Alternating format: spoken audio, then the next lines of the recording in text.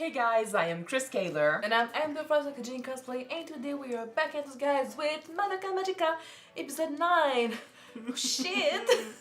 So last episode, Sayaka's grief became worse and worse, and Homura tried to save her, tried to explain to her that she was gonna die, but she didn't listen. She was like, I'm gonna be different, I'm gonna... She saw herself as a thing, like, she exchanged her life for, to become an object whose sole purpose is to kill witches. So she went all out. She got sadder and sadder, and she killed witches, and eventually her soul gem was corrupted completely, and in the end, she turned into a witch. She became a fucking witch! As we predicted, but I hate when we're right about these things. About that, of course we are. Fucking hell. Yeah, we basically learned that the whole purpose of Kyubey is to groom little girls into magical girls and into witches. Or at least that's kind of how he made it sound last episode, because he said something about, oh, in your world, you call, people who are, becoming women, girls. So it's logical that we call people who are going to become witches, magical girls. So the way he says it, and it means that, his sole purpose is to make magical girls in order to make them become witches. It's fucked up. It's fucked up. He's dangerous, and what he does is dangerous. And I mean, Homura called him the incubator last episode. It's his real name. That is not a good name, by the way. And what it means is bad too. And I mean, he got so close to turning Madoka as well. Madoka was thinking that maybe if she turned into a magical girl, she could save Sayaka. And now that Sayaka's a witch, there's a good chance that she's gonna do it. Homura really broke down in front of her, but she didn't listen. She left, and we'll see what she does next. First, we gotta deal with Sakura being with the witch Sayaka and what she's gonna do with her. Oh man. Okay, so, I mean, without further ado, let's just jump in this episode and see what they have in store for us. Don't forget to subscribe if you want to know when these episodes come out, and check out our Patreon for the full reactions, guys. This is really bad. Yeah, let's go.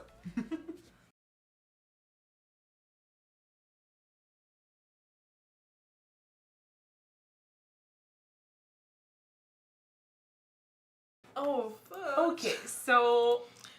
she grew on me really, really quick. I really did, like I said last episode, I did not like her in the beginning, but how can you not like her? Her personality was not really nice to begin with, but once we learn more about her, that she opened up to the girls, she became when we learned her past, really nice. Basically, when we found out why she did this and why she was like this, it was easier to be on her side, understand her, and with this sacrifice, like I don't want to say I laughed the entire time, but I had a nervous laugh going the entire time because it was obvious where this was going. It was fucked up how bad things got, how crazy everything was with Sayaka, and now with Kyoko and her sacrifice, and how she threw everything away to once again fight for someone else and do the right thing, which is both beautiful, both really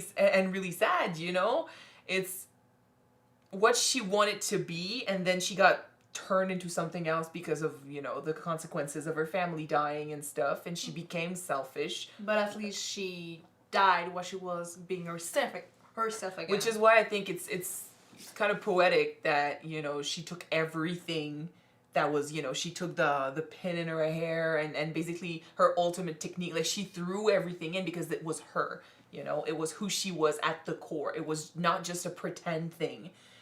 But it's really fucking sad. I never imagined, we knew going in that Kyubey was gonna be bad, right? I never imagined that so many characters were gonna die in this show. And it's quick too, it's not even 10 episodes. Well, the show is more than 10 episodes, but it's episode 9. That quick, we got introduced to these characters, we got to understand them, understand their pain, and now we have to go through this shit. And it's not just Kyoko, it's Sayaka as well. It's to see, the wish becomes the curse. You see everything about that witch. it's what the wish was. It's the guy, like it's her crush playing the violin. Like it's everything she wanted became that curse. Yeah. It got twisted, and now that we know this, the witch, we look at everything like the images and the colors and everything that that's portrayed, and we were like, oh, this is beautiful in the beginning. That's visually stunning. It's fucked up, but now we get it. It was directly linked to the wish of another magical girl. I do want to go back and see The other witches to try and understand what they wish for and who they used to be. Kind of like now same with the powers. It's the same process of, oh, now that we know that their wish directly changes what their power is going to be. It's fun to try and analyze what power someone would get based on what wish. It's the same thing with the witches. We're like, oh, I wonder what a witch's attacks and environment would look like based on what they went through. But it's heartbreaking to see someone we know go through this, and it didn't work because, like, I don't think we can reach anything in that environment because it's not a person that's left. It's just raw emotions. And getting the explanation from Kyubey doesn't help.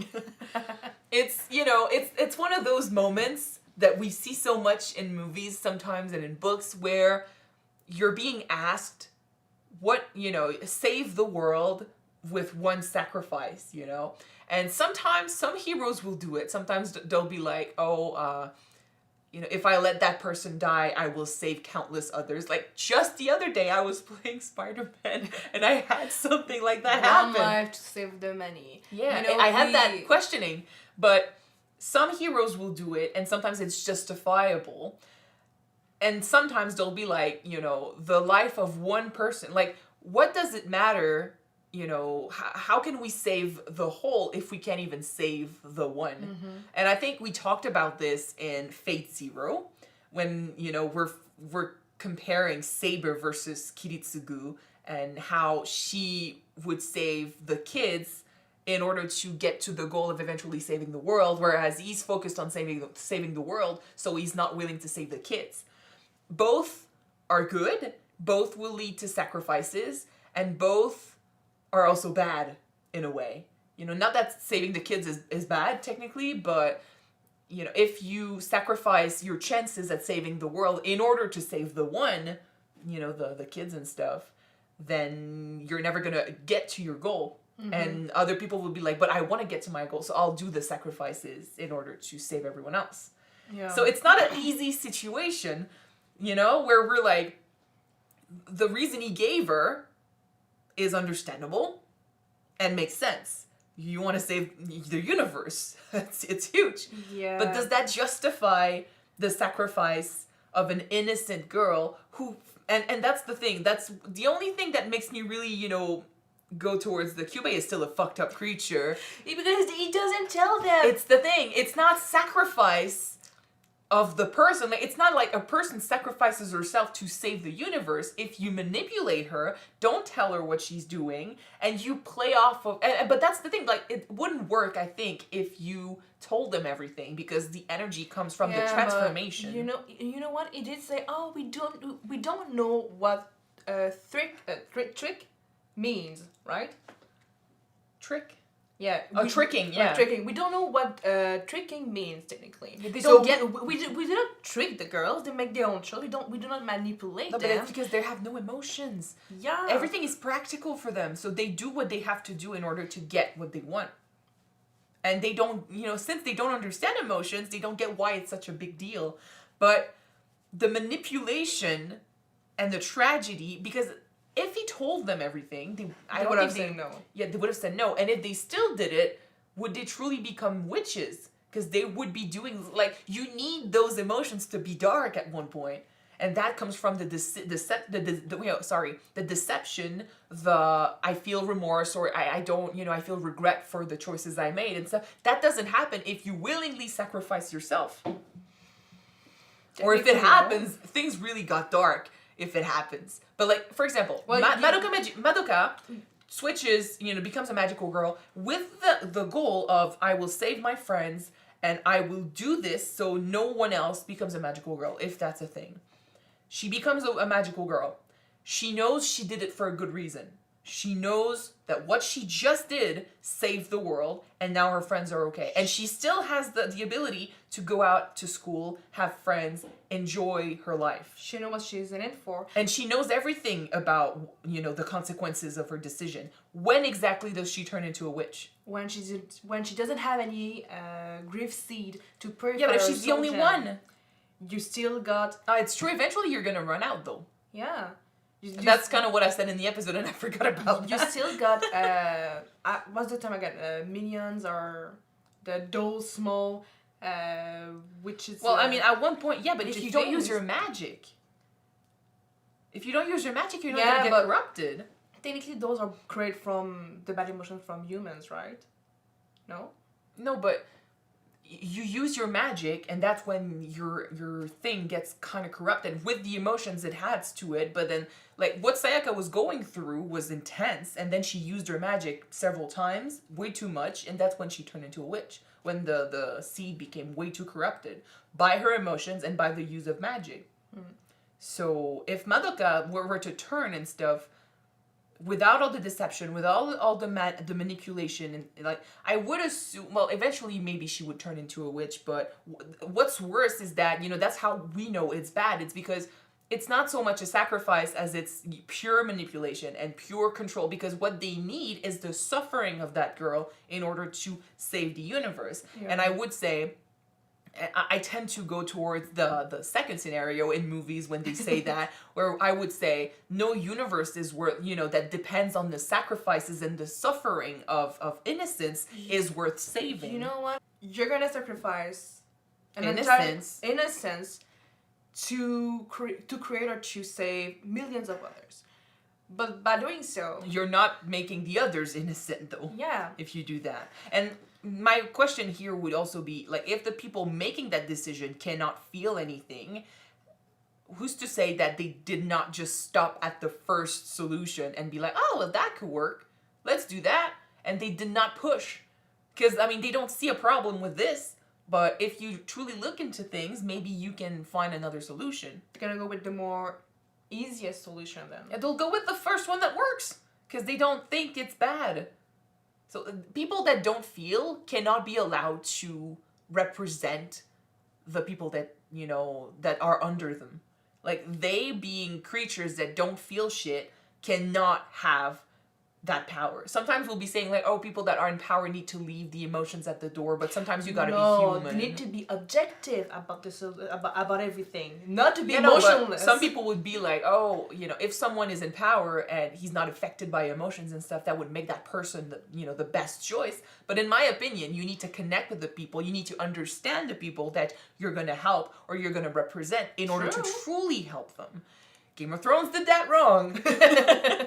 But I don't think that these creatures are best placed to do anything when it comes to saving anyone, because they don't understand what they're saving and they're not doing it the right way. Now, is there another solution? Maybe. Yeah. Maybe not. If there's not, it's still fucked up. And the question would arise, like, is it worth saving this universe if, the price to pay is this? Because... like I said, sometimes in hero movies they do both. Like the life of one is worth the life of many. Usually the life of one is the superhero himself. Yeah, but in that case, the superhero knows what is in it for. Yeah, a true sacrifice to save others. The person needs to know what he or she is giving up. Not being lying too. But technically, what you said, you're right. Kyubey and all of the incubators are not in the right place to make any decision, because they don't even know the moral values of the humans, why they will be bothered knowing what they're getting for. And it's not just that. It's also like they don't know what they're giving up for the sake of something they also don't understand.